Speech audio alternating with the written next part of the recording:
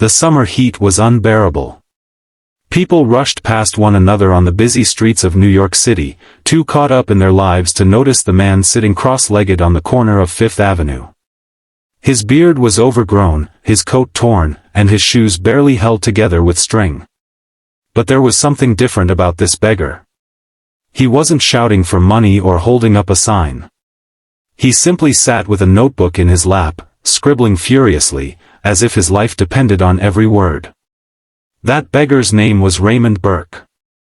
Most people walked past Raymond with a mixture of indifference and judgment, whispering under their breath about addiction or poor choices. But they didn't know. No one knew. No one had ever stopped long enough to ask him what he was writing. No one, until one sunny afternoon, when the door to a sleek black Rolls-Royce opened, and a man in a tailored suit stepped out with a gold watch flashing on his wrist.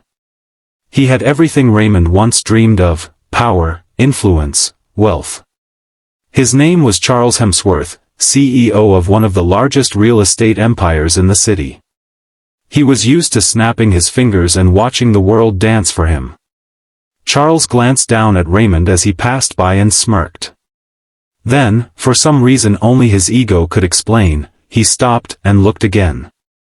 "You writing your grocery list down there, old man?" he said, chuckling. Raymond looked up, his eyes calm. "I'm writing my dream." Charles burst into laughter. "A dream? That's rich. You're out here smelling like trash, wearing shoes that died 10 years ago, and you think anyone cares about your dream?" Raymond closed his notebook softly. "I still believe in it." The mockery in Charles's voice turned bitter. "You know what your problem is? People like you think dreams matter. But the world doesn't care about dreams. It cares about action, results, money. If dreams could build empires, every street corner would have a king." He tossed a crumpled $20 bill at Raymond's feet and walked off, shaking his head. That was supposed to be the end of it. Just another rich man putting down someone who had nothing. But Raymond picked up the $20 bill and looked at it, not with anger, but with a quiet understanding. He tucked it in his coat pocket, opened his notebook again, and kept writing. 20 years earlier. Raymond Burke wasn't always a beggar.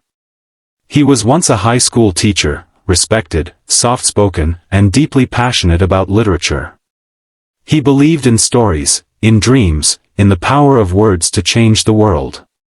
He spent his evenings mentoring kids after class, helping them write college essays, encouraging them to chase what others called impossible. But then life struck with an unrelenting cruelty. His wife, Hannah, was diagnosed with cancer. The treatments were expensive. Insurance barely covered the basics. Raymond sold his car, emptied their savings, and even took night jobs. Still, it wasn't enough. Hannah passed away one cold November night, holding his hand and whispering, "Keep writing. Make your dream real." But after she died, he couldn't bear to walk into that classroom again. Every corner reminded him of her. Of the life they'd dreamed of. Soon, he lost his job. The house went into foreclosure. Friends stopped calling. Eventually, Raymond ended up on the street. But he never stopped writing. Every day, no matter the weather or pain, he scribbled in that same notebook. Stories. Ideas. Letters. And one day, he started writing a novel, a story based on Hannah, on loss, on redemption. 2 weeks after Charles mocked Raymond on that corner, his assistant walked into his office holding a worn envelope. "Sir, you might want to read this." It came by courier. Charles frowned. He didn't recognize the name on the envelope, but something about it felt familiar. He opened it out of mild curiosity. It read, "Dear Mr. Hemsworth. You once mocked my dream. You told me no one cared about dreams unless they came with money. But here's what you didn't know. Every morning, I wrote stories about people like you, men who forgot what it meant to feel, to hope, to believe. I wrote not for money, but because I needed the world to remember compassion. I'm sending you this letter because my dream finally came true. Next week, Ashes and Petals, a novel I spent 15 years writing, is being published by Harper & Reed. It has already been optioned for a film adaptation. I am no longer on that corner. A kind woman from a bookstore read my pages, believed in me, and helped me send my manuscript to a publisher. That $20 bill you threw? I used it to print the final chapters. So thank you. You were part of the journey, even if you didn't mean to be. Keep dreaming. Raymond Burke. Charles read the letter again. And again. He felt the weight of it crush down on him like bricks. The man he mocked, humiliated, dismissed, had done what even Charles hadn't, turned pain into purpose. That afternoon, Charles sent his driver to the corner of Fifth Avenue.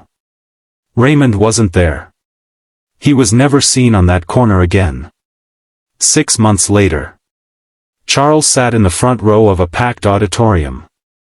The lights dimmed, and the screen lit up with a film title, Ashes and Petals, based on the novel by Raymond Burke. The film was raw, beautiful, haunting.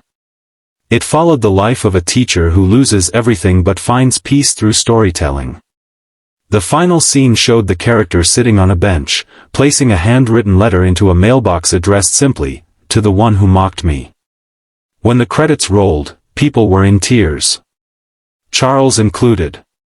Afterward, during a Q&A session with the producer, a young woman stood up and said, "The author passed away last month, but he left something for the man in the story. A final letter." There was a hush. The producer turned to the audience. "Is Mr. Charles Hemsworth here?" Charles stood slowly, heart pounding. He was handed a second letter, sealed in wax. "Dear Charles. If you're reading this, then you watched the story to the end. I forgive you. Sometimes it takes falling low to see how far we've drifted from our true selves. I hope you remember this story not just as mine, but as yours too. Because every person has a turning point. This can be yours. Kindness costs nothing. But it changes everything. Live better. Raymond." Tears welled in Charles's eyes. For the first time in years, they weren't tears of frustration or ego, but of awakening. 1 year later. Charles Hemsworth resigned from his corporate throne. He sold his penthouse and started the Burke Foundation for Dreamers, a non-profit that offered writing workshops, mental health support, and scholarships for the homeless and underprivileged who wanted to write, create, or heal. Each workshop room had a plaque above the entrance that read, "Everyone has a story. But not everyone is listened to. Be the ear someone needs." People asked Charles often why he gave up everything. He would simply answer, "Because someone wrote a letter that changed my life." So next time you walk past someone on the street, remember Raymond Burke. The man who had nothing but a dream, and a heart full of stories. Remember that every life matters. That a kind word can save a soul.